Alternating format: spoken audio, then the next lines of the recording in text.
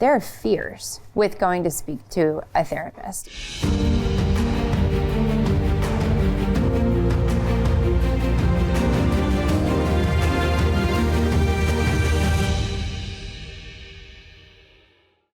Welcome to another episode of Voices of Service. Today, we're here to talk about mental health and wellness for law enforcement and our community. And here to join us, we have Dr. Gotletsky and Tarley. Thank you so much for being here. Pleasure to be here. Thank you, John. Well, we'll get into how I know you, and we'll save that for a very special episode. No, but we wanted to talk to you because look, this time of year is tough for people, right? Yes. And well, first of all, let's get this straight. You are a Psychologist. Okay. Talk therapy, we don't prescribe. Right. Well, and that's what I kind of want to, like, I got to tell you, as we're talking, first of all, law enforcement wise, we don't talk about this stuff.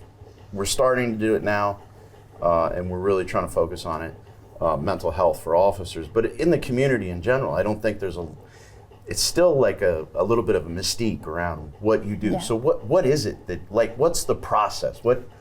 Well, you know, you see media portrayals, right? It's either comedic or like these deep melodramatic revelations. And, you know, it's neither of those things. It's much more mundane. I mean, there are people sometimes where it's like they have these aha moments. Mm-hmm. But like twice in the past week, I had men who, as they were talking, I'm not saying a word, they're like, oh wow, I just realized how that was related. So it does happen, there are these big ahas, but it's a conversation. Yeah. If I hold this up, what do you see? Words. Okay. I see 8.5 by 11, no words, actually a smudge of some kind of dirt. Okay. But if we talk about it, we see that more fully. Mm-hmm. So both perspectives are helpful. I think with patients, their perspective is subjective. For me, or any psychologist, it's a little bit more objective. Can't be fully objective, because if somebody complains about their wife, well, I don't know if their wife is a nice person or not. But I'm at least a degree, probably 2 or 3 removed. So it's, you know, I think I used to explain this to my kids. Like, you know, my daughter was young.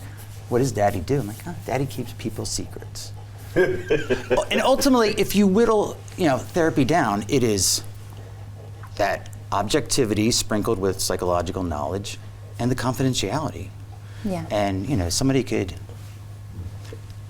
somebody's having a difficult time, they might not say anything to their spouse because they don't want to worry them. They might not open up to their friends because the stigma, they want to see something's going on. You get into a therapist's office where you have that confidentiality, then they feel much more comfortable and they can talk about the things, the feelings that are bothering them or creating problems. Absolutely. So I know what he's talking about because I'll let everyone in on the secret. John's my therapist. So and yet I'm still here. And he's still here. But and I'll go into how I got there because we got some things to talk about law enforcement and why it's so important and the things that first responders go through. But he's absolutely right, because when I go to him, and he can usually sense, like, it's weird. He'll send me a text, hey, you want to come in? Because he knows how, like, my clock ticks at this point. But I truly go, first of all, you have nicer couches than we do. Yes. It's a big, ridiculous, nice couch. And I sit in the middle all the time. I don't sit on either side. It's weird. But, and he sits in his chair.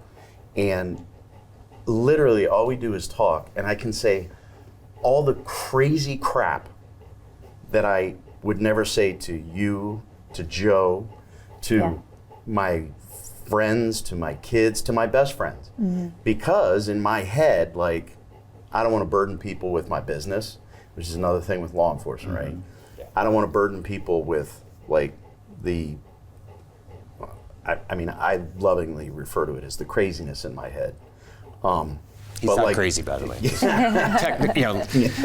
Objectively, he's not crazy. Yes, but I go in and I just talk about things and reflect. I like the word reflection now that I'm old, right? I talk about reflecting all the time. and I find that I'm able to say all the things I want to say, and it's a secret, at least until he writes his memoir like 30 years from now. But Patient X. yeah, patient X, there you go. But anyway, it's been a great relationship, and that's why I want people to listen to the podcast and maybe have that reflection. They'd be like, yeah, maybe I should go see anyone. Anyway, but we'll get in. But you have a question. Well, I was just going to say, I think sometimes our thoughts sound completely different and they resonate completely different when we're able to voice them. And so to have somebody who is trusted, who you feel comfortable having those conversations with, and as you just said, you were sitting there and whoever you were working with this week was kind of speaking and then had an aha moment. And it wasn't anything necessarily that you maybe guided them to, but just saying those words out loud and walking through it and being able to put different pieces together, sometimes you're able to figure out internally what's going on. What I think naturally, all of us, if something's bothering you, you think about it, but it's like a hamster wheel. You think the same thing over and over. And, sometimes journaling is very helpful, but also talking to somebody, because now it's ordinal. It has a beginning, a middle, and end. You get off just thinking that same thought or worry over and over, and now you're putting it into something where it's real. And if it's linear like that, then it kind of calls to, all right, so how am I going to deal with it? Yeah. Versus just stewing in it or trying to suppress it. So now the law enforcement, and we do, I got some great guys at my academy, that police officers that have dived headfirst into mental health awareness for officers. In fact, we had Will on. Yeah, we did. They're doing a great job. We had Dave. He hasn't been on yet. And we also got some other focus on health. But anyway, we just did a block the other day on suicide prevention. And when you go into a room, a bunch of cops, and say, okay, we're going to talk about preventing cops from committing suicide, it's a weird dynamic. It didn't happen 20 plus years ago when I joined. We never had any of this stuff. But we talk about the fact that, certainly the general public sees traumatic things at times in their lives, right? But the number of traumatic things that police see, but we were talking earlier, it's not even traumatic. Right. Like, there's the traumatic stuff. right. An incident where you have to pull your gun or a shooting, but then it's that everyday thing. You get a call for domestic violence, you go to a house, what am I walking into? Those build up over You time. pull over a car with deeply tinted windows. Or is there one person in there? Is there 4 people in there? And it might turn out perfectly fine, but cortisol levels are raised, and there was like that part of like, all right, I got to be It's almost like you're prepared. always on edge. Yeah. You have to be ready you have to be ready because you don't know what's happening. But all the time. Yeah, And all the then- time. And then it's up and down. You hit on all the chemicals that we're dumping into our bodies. You're at the top of the roller coaster, and then an hour later you're at the bottom, and then you got to go back up to the top, and that's all day. And it can be within the same call. Right. I mean, it can literally be within minutes. You may have to be reacting in a way to stop whatever violence is happening, and then immediately be taking a child and coddling that child because you want to make sure that they were not fearful for the situation that they were in. It's. But and I was reflecting. I was thinking about it as I was coming in because, again, our team is talking about, generally there's some study out there that says we see like 800 traumatic things in the course of our career, right? And I was kind of going through my list, trying to think of the things that affected me, but some of them I thought didn't affect me. It was the most interesting thing because when my wife and I met in college, and I joined the department, and probably about 6 years in, one day she turned to me and said, "You've changed. What's wrong with you?" And I was like, "I haven't changed. I'm the same guy." And then we go on and we go on and go on, right? So in my career, one of the first calls I went to was a little 7-year-old girl who was virtually decapitated by her dad, who then hung himself in a closet. I was on the Scheinbein case where they chopped up a young man and put him in bags in a garage. I was part of Sniper. I was on Discovery on the outside. I wasn't on the inside. I was the honor guard commander and have laid countless number of officers to rest, whether it was line of duty or just natural. Yeah. I've investigated officer suicides, 2 of them, and that's not even counting the domestics that I've gone to. The fight. I was talking with my buddy Jerry, Captain McFarland. Him and I wrestled at a Blockbuster Video. Him and I wrestled a guy that had this .357 in his waistband. As he was trying to get to it, we had to wrestle him and broke all kinds of movie stuff. But all that stuff, that's like dumping things in, and it's also jading us, right? You're carrying it around. Yeah. Well, and you say jading, you're right. I think there's because of the inherent opportunities for being in a dangerous situation, then you build up a wall, self-protective, whether that's, sometimes physically, but emotionally, right? And I think that's, you changed. I think to some, everyone's different, but I think with law enforcement, the tendency to kind of detach from the stress at work, but then that also can be detaching from family, loved ones, everything, because and holding on to that. And that's what happened. Yeah. Because I didn't change, and then my wife would say to me, "Look, you need to be on meds. What's wrong with you?" And she said it jokingly, but she was concerned. But again, we're big tough cop guy, right?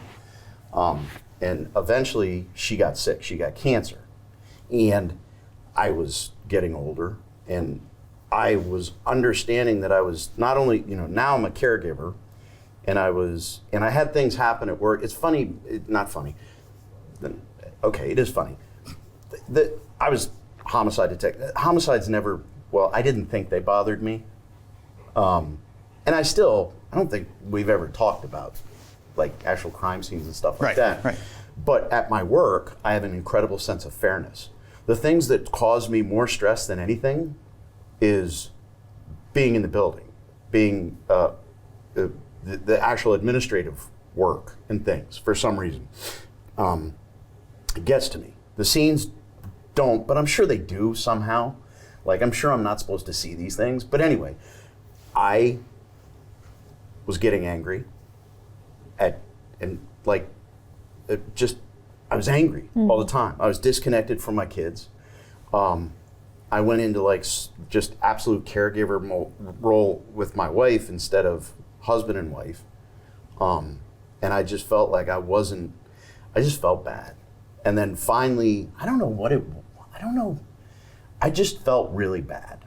And I was tired of feeling bad. And I searched around. And this is a bit of a pain. And I will say this. Right now, finding a mental health professional, it's hard. It's hard. Yeah. Which is, on one hand, it's a good thing because it means people are accessing those resources, but it's not an easy task. It's hard as in they're everybody's full utilized. Yeah. Okay. Yeah, and you call around. So the first time I called around, I couldn't get, no openings. Wait, I wasn't the first choice? No, you were. It's okay. Yes. All right. No, you don't want to be the first choice. The first choice is we don't have any openings. So then I put it off for another year, because that's what we do, right? I was feeling terrible, so I went and I tried. I felt good about trying, and then anyway, I got hooked up with John and went in there and nervous as hell, and but again, it was just a conversation. And I will say, I feel really good. And you said something about the hamster wheel, because again, the human mind is a terrible, terrible thing. It's a brilliant thing, but it's a terrible thing. Yeah. And that's what I would get into spin cycles about stuff, and just think and get stressed and get angry and angry and angry. And then I'm sure I'm seeing traumatic things, and I just wasn't there like I wanted to be. I think one of the first things I said, because back in college, I was a fraternity guy, I was Mr. Fun guy. Joe's looking over who's that guy? Sorry. a lot of people say that because they view me entirely different. And I guess the reality is I did change. Yeah. Now maybe I grew up, but but anyway, I feel great. I have low points, and then I just hit him up and say, hey, I need to come in. And 50 minutes later, I watch the clock. He's got a big giant clock. 50 minutes later, it's like, okay, boy, I'm refreshed. I can go back at it. So it's made a tremendous difference for me. I think people use therapy for different purposes. I mean, what you just described, yeah, that's like the purge, Right. which a lot of people do, especially when there's a lot of stress going on in their life. And it's, instead of the hamster wheel, now I purged that, I got it out, actually made it a little bit more objective, or just relief because it's out. So let me ask you, because I know there's a lot of, with officers and even with the community, there are fears with going to speak to a therapist, going to speak to anybody, right? There are fears of, okay, well, what if it's not confidential? What if I say something that, who knows, right? It's the unknown that's scary to people. So what would you say to an officer who is thinking, okay, maybe I'm not doing okay? Or to a partner of an officer who says, okay, no, my partner is not doing okay. What piece of advice would you give to them to come in or kind of encourage them to seek that help? Well, if you're talking on the confidentiality scale, I mean, law enforcement, you know technically how it works, right? If you're a threat to yourself or others, or instances of child abuse, elder abuse. But yeah, there's the concern of like, well, is that really how it is? And the short answer is yes. Yeah. We were talking earlier, and you know, I don't do a ton of work with law enforcement, but I've been doing this for almost like 28 years. So I've come across enough people. I'm not pandering, but MCPD, officers who come in, I've always been surprised at their level of introspection and willingness, but because I think the barrier is making the call. Yeah. We're doing that. And, you know, other than a risk to public safety, if we find out officers abusing alcohol at work or drugs, all right, then there's a duty to warn. Beyond that, there is no pathway for a breach of confidentiality.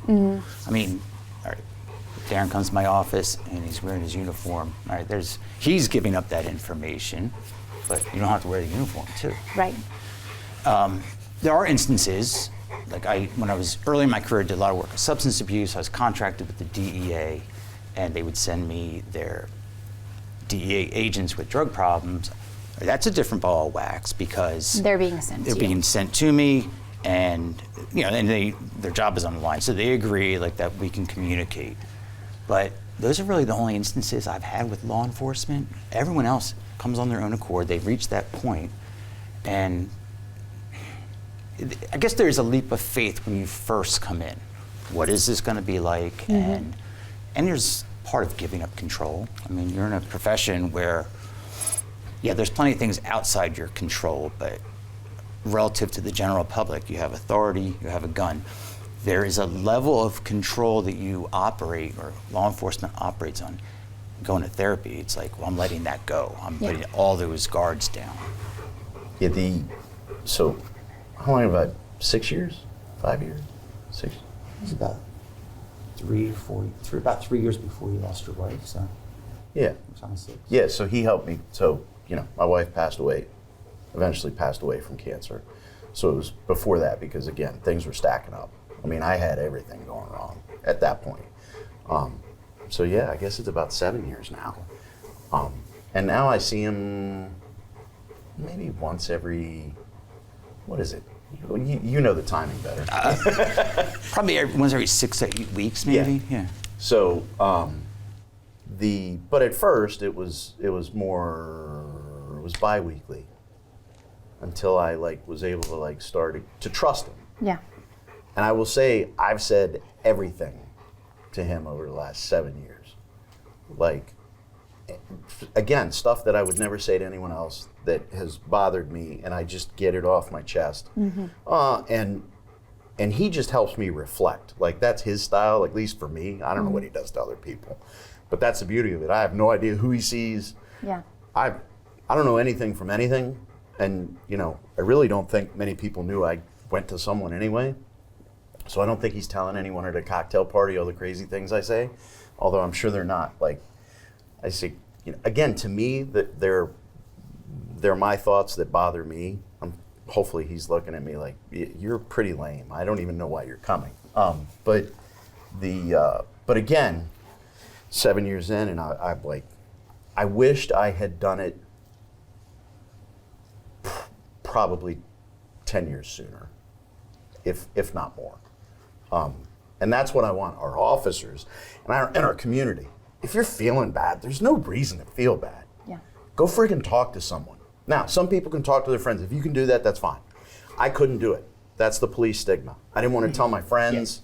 I got a best friend. Show weakness. Yeah, I got a best friend. He's the greatest guy in the world, right? But I would never share the thoughts that I bring into the office there with him because of. Well, it's almost like you sometimes feel like you don't want to burden somebody else with Yes. your own thoughts. Yeah. Yes.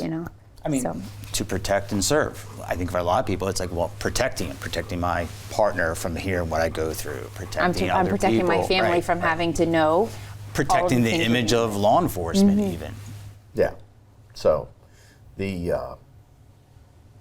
it's been fun.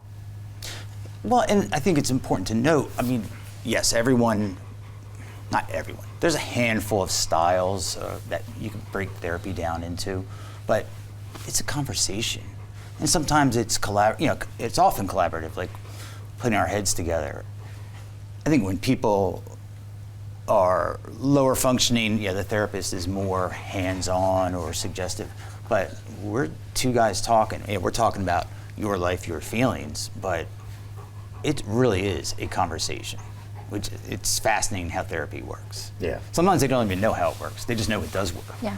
Right. Well, and you said the word feelings, and I feel like oftentimes as officers we're like, feelings, we don't have feelings, we don't want to talk about feelings. We go on scene. It is our job to make sure that we're not conveying feelings, that we're not showing emotion, because we have to handle what it is that we're there for, and we need to get out, right? But it is so important that we acknowledge we're human, and we have feelings, and we have emotions, and whether we choose to deal with them or not, they're there, and they're ruminating, and at some point, they are going to force us to deal with them. And feelings are, they're just like a reflex. It's just the emotional reflex. It's a reaction to the situation, to how someone acted, what somebody said. In the past, I've seen just a handful of guys who come in like, I don't have feelings. You have them, just like you have a blood glucose level at this moment, Right. or a urine pH. You don't know those things unless you have diabetes. Then you do know. The feelings are there, and a lot of times you can suppress or just push them to the side.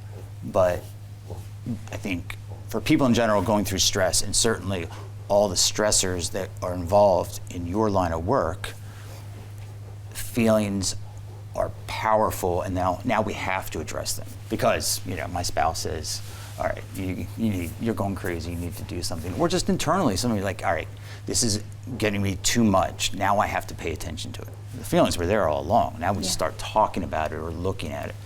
But I try often, personally, and like within therapy, to look at it like as you would approach a medical condition, because it is part of the body.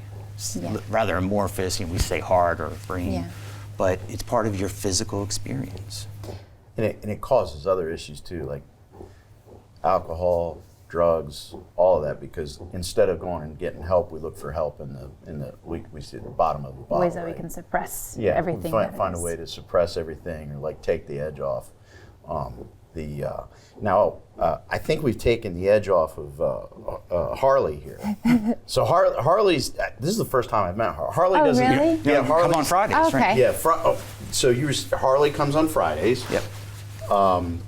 And you said not officially a therapy. Right.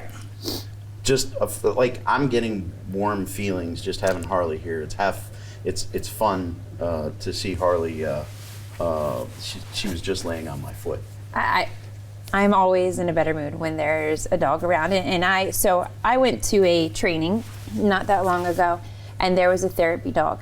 And the professor said she'll kind of walk around, and if she feels like you're stressed, she'll come sit next to you. And I got a bit concerned because she spent a lot of time around me. So at first when Harley came in and then she sat next to me, I thought, oh heavens, I hope this is not the same situation. But at the same time, I think animals know.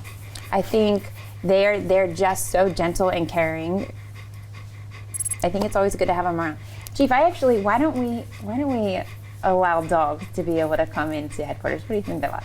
Yeah? No. Okay. You just did, Okay. right? I mean, on a normal basis. See, now you're putting, okay. That's pretty smart of you. Good tactic. Yeah, we'll save all the liability issues that keep me up at night, and we'll have to make me go see John. Right. It's good for business, right? Yeah, right. yeah. Oh, the therapy dog bit someone. Okay. They don't do that, I'm sure, but It is interesting. Like, everyone comes in, she greets them, and some people, like, they'll spend more time with her. Yeah. Some people are, more hands off, and then she goes and lays down. But I've had people who are stressed where she will hop up on the sofa, put their head in her lap. One time somebody was crying. She climbed up, like, put her paws on the front of the chair and started licking the tears away, like, just intuitively knowing the stress. If we could understand both our feelings or the mood or feelings of people around us, The like empathy dogs that do, they have, absolutely. we'd all be better off. therapy cats. I'm okay. Any animal. Yeah, I mean, I've seen I didn't see. donkeys on as animal emotional support animals on airplanes, or crocodiles. So why not? Yes. Whatever works. Someone had a iguana or something. Yes, I do remember seeing that on the news. Yeah. Squirrels, things like that. So, I appreciate you coming in. I'm sure, like, as tough as this is for me, but it's not tough anymore. Right. That's the interesting thing. It's not tough. I'll tell anyone. Yeah, I go to a therapist. It's making me, well, they probably don't realize it. They're like, now people are going to listen. They're going to be like, really? You may need to go more often there. Because I don't really, but trust me, I feel much better than I did 7 years ago. And I have somewhere I can go that I can get that stuff out of me and continue marching on. And there's this book that I never read, but I know how it works. And it's called The Other 23 Hours. And the concept is that the work of therapy is really not in the therapy session. We're exchanging data. So, it's discussing feelings. Sometimes it's a strategy or a plan moving forward, but that the real value is outside of there. Because, when people drive to therapy, they're thinking, what am I going to talk about? When they're leaving, all right, well, that made no sense what he said. But there is a power of knowing that's there, knowing that, because I've been in therapy myself, most psychologists have been, just knowing, like, all right, well, if I was talking to Dr. So-and-so, how would I say this? Or just having that, hypothetical conversation in your head. So there's a lot of power beyond just that hour, which is why every 6 or 8 weeks, it's not like where it's hands off. It's just, there's an engagement even outside the room. I like that you keep saying power, because I think that there is a power that you're grasping hold of when you take control of your mental health and its wellness. Just like when we are going to the gym to work out our body, or, this is just another way to take care of ourselves before things completely spiral out of control. I think it's really important that people understand it's not a weakness, it's a strength in moving forward and having that strength to talk to somebody. Yeah, and I think the stigma is as if this is weakness or letting go of power, when it's completely opposite. It's the opposite. Right. Absolutely. Well, thank you so much for being here with us today. Thank you for having me. Harley, thank you for being here. We appreciate it. And thank you guys for being a part of this. Until next time, stay safe and stay connected.